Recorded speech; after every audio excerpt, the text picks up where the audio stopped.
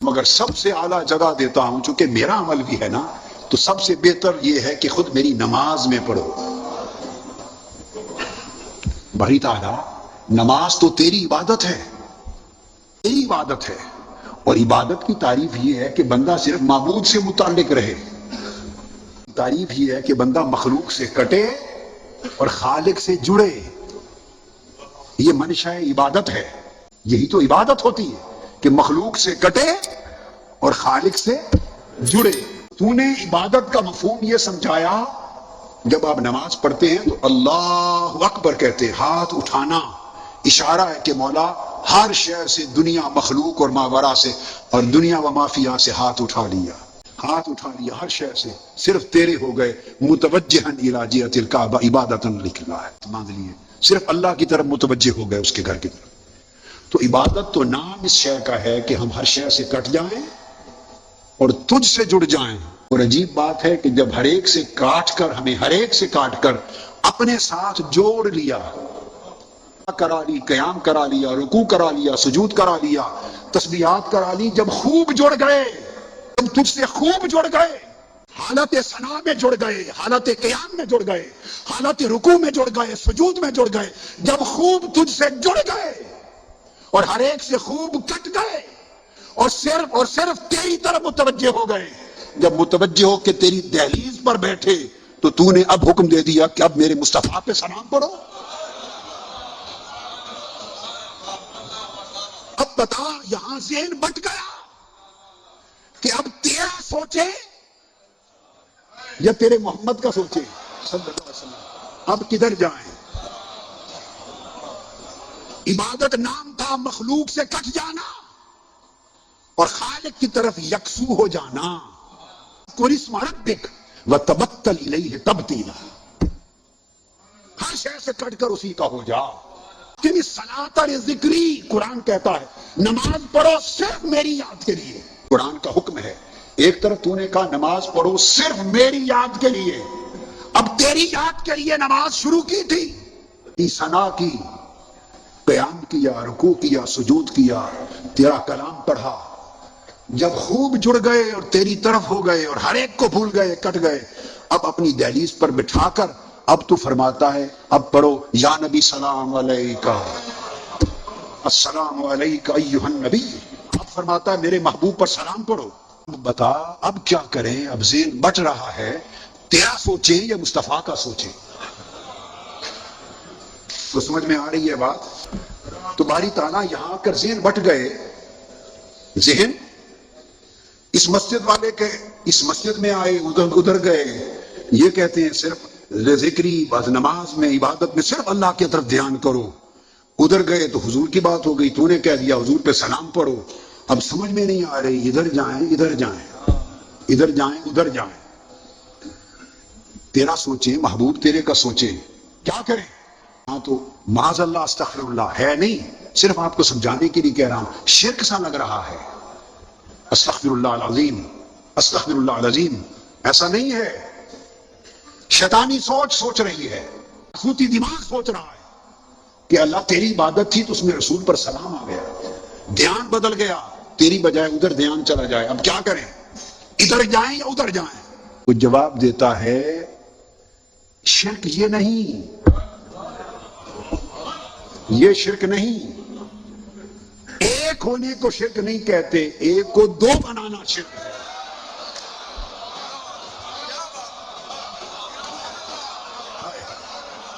ہائے ہائے، رستہ ایک رہے، سمت ایک رہے، جہت ایک رہے، توجہ ایک رہے، ربط ایک رہے، تعلق ایک رہے، معرفت ایک رہے، دھیان ایک ہی رہے، ہر کوئی اسی میں سمائے تو توحید ہے، اور دو میں بٹ جائیں تو یہ شرک ہے، ادھر ادھر کرنا یہ شرک ہے،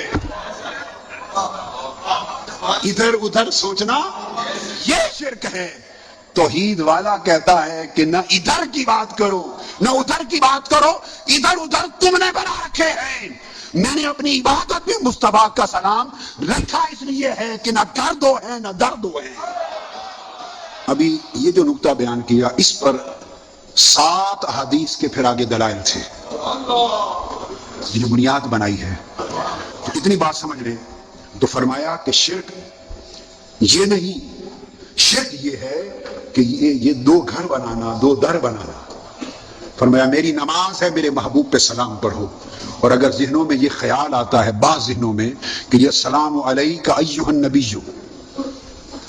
حضور تو ہے نہیں سامنے، حضور تو سامنے ہے نہیں، تو اے نبی آپ پر سلام پڑھے۔ یہی عمل ہے نا جو نماز کے باہر میلاد کی محفل میں کرتے ہیں، یا نبی سلام علیک، وہی عمل اللہ نے نماز میں کرایا۔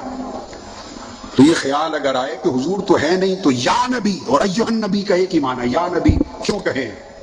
تو یاد رکھ لیں یہ خطاب ندا کا خطاب، اس کی شرط نہیں کہ اسی کو کرو یا کہو جو موجود ہو، یہ شرط نہیں ہے۔ علم لغت میں اور علم نحو میں جو موجود ہو اسے بھی یا کہتے تھے، جو موجود نہ ہو، غائب ہو، اسے بھی یا کہتے ہیں، اور جو موجود یا غیر موجود تو کیا جو سرے سے معدوم ہو، ابھی وجود میں ہی نہ آیا ہو، اسے بھی یا کہتے ہیں۔ صرف ایک دلیل کے ساتھ بات ختم کر رہا ہوں، باقی سارا مضمون چھوڑ رہا ہوں، یہ ابھی تمہید تھی، میں تو اصل اس طرف آیا نہیں تھا۔ ابھی قرآن مجید میں حکم ہوا، یا میرے محبوب بنی نوع انسان سے فرما دیجئے، یا ایھا الناس انی رسول اللہ الیکم جمیعا۔ حضور نے کیا فرمایا؟ یا ایھا الناس، اے لوگو، اے نسل بنی آدم، اے بنی نوع انسان، میں تم سب کی طرف اللہ کا رسول ہوں۔ یہ جو خطاب حضور نے کیا، کیا صرف صحابہ کو تھا؟ ہمیں تھا یا نہ تھا؟ اگر ہمیں بھی ہے اور ہماری طرف بھی حضور رسول ہیں، تو کیا جب حضور یا کہہ رہے تھے ہم موجود تھے؟ جو موجود تھے انہیں بھی یا ایھا الناس کہا، ہم جو موجود نہ تھے انہیں بھی یا ایھا الناس کہا، جو شرق تا غرب غائب میں تھے انہیں بھی یا کہا، جو قیامت تک ہیں اور معدوم ہیں آج بھی نہیں، وہ بھی یا میں داخل ہوئے۔ ارے جب مصطفیٰ یا کہیں یا مصطفیٰ کو یا کہے، جو موجود ہو وہ بھی داخل ہوتا ہے، جو معدوم ہو وہ بھی داخل ہوتا ہے۔ سبق یہ ہے لوگوں، یا نبی سلام علیک پڑھا کرو، جو حضور کو موجود سمجھے وہ موجود سمجھ کے یا رسول پڑھا کرے، جو موجود نہ سمجھے، غائب سمجھے، وہ غائب جان کر بھی یا نبی پڑھا۔ جو موجود سمجھے، موجود کے لیے بھی مصطفیٰ یا نبی ہے، غائب کے لیے بھی یا نبی ہے، معدوم کے لیے بھی یا نبی ہے۔ یا کی کوئی شرط ہی نہیں موجود و غیر موجود کی۔ اس لیے اللہ نے فرمایا تم برمنگھم میں ہو یا پاکستان میں، افریقہ میں ہو یا جاپان میں، دنیا کے جس خطے میں ہو، محبوب میرا گنبد خضرا میں لیٹا ہے، جہاں بھی نماز پڑھو کہا کرو السلام علیک ایھا النبی، اے نبی تم پر سلام ہو۔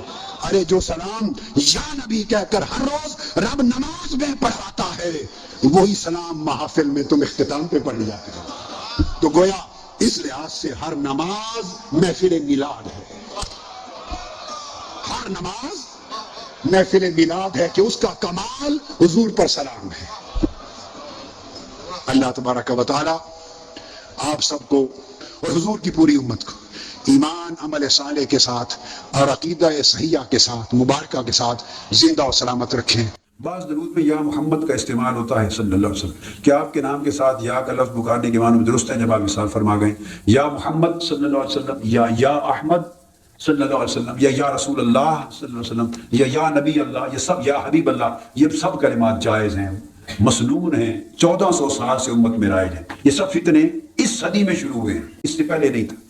آپ کو اگر کبھی جانے کا موقع میرے اللہ نصیب کرے، میں آپ کو بتاتا ہوں، اس وقت بھی جعلی مبارک سعودی ہے نا اقتدار پر، جو حضور علیہ السلام کے روضہ پاک کی اس وقت بھی جعلی مبارک، اس پر بھی یا محمد، یا احمد، یا رسول اللہ کے کلمات لکھے ہوئے ہیں۔ اب انہوں نے کیا کیا؟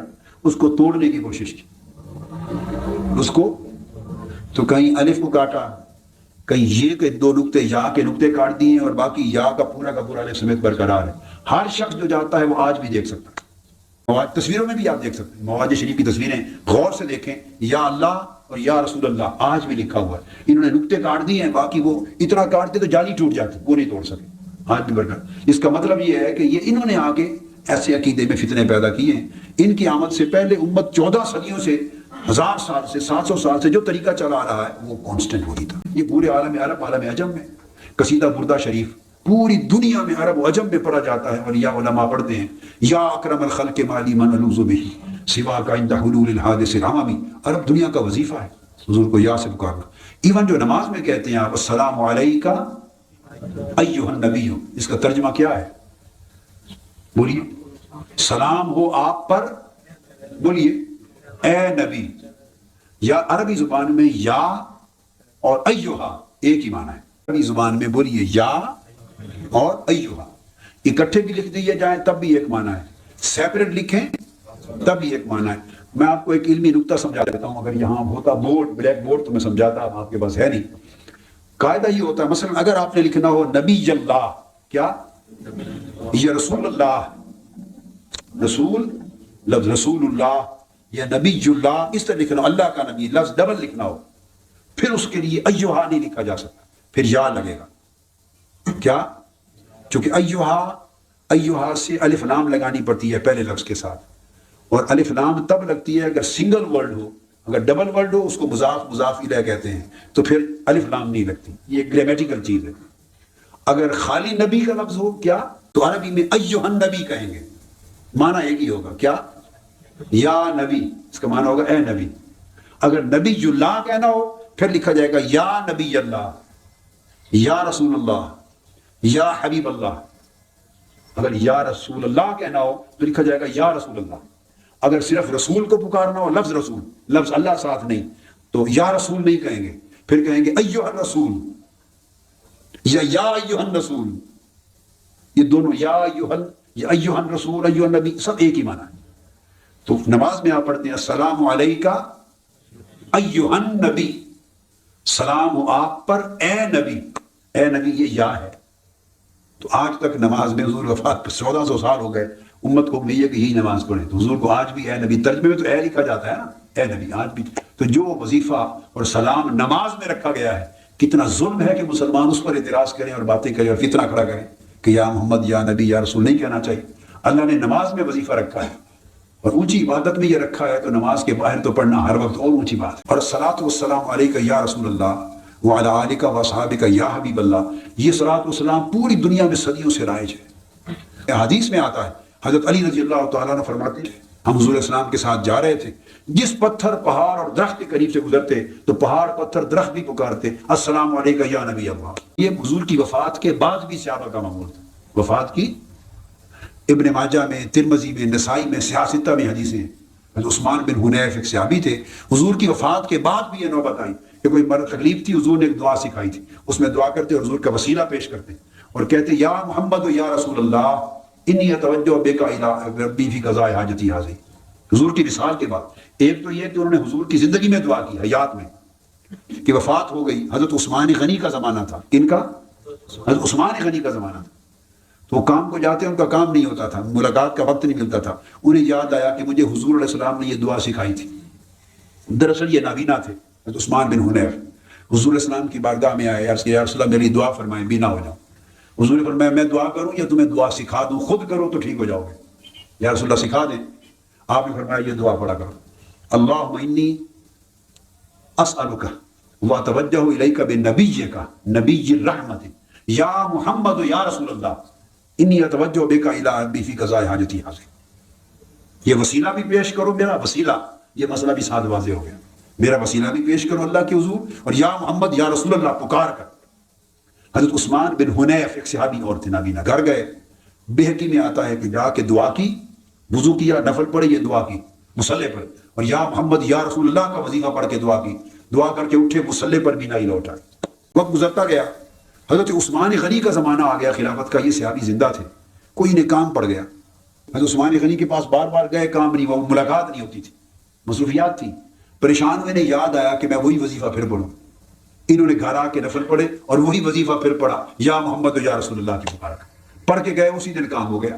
اس صحابی نے یہ حدیث پوری روایت کی۔ جو بات ایسی کرتے ہیں یہ لوگوں کی جہالت ہے، کم علمی ہے، مطالعہ نہیں ہے، اور فتنہ پیدا کرتے ہیں، اور بچے بچیوں، طلباء، طالبات اور نوجوان ذہنوں کو پراگندہ کرتے ہیں۔